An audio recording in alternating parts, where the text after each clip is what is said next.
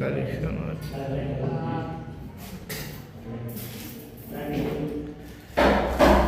একটা 5 পিন আর একটা একজন সুইচ।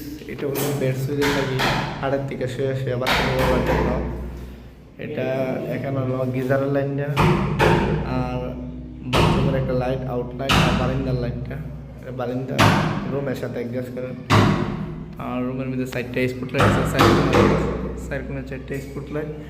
আর ফ্যানটাও ফিটিং হয়ে গেছে। আজকে কাজ এতটুকুই আমাদের, বুঝতে পারছেন আজকে কাজ আমাদের এতটুকু।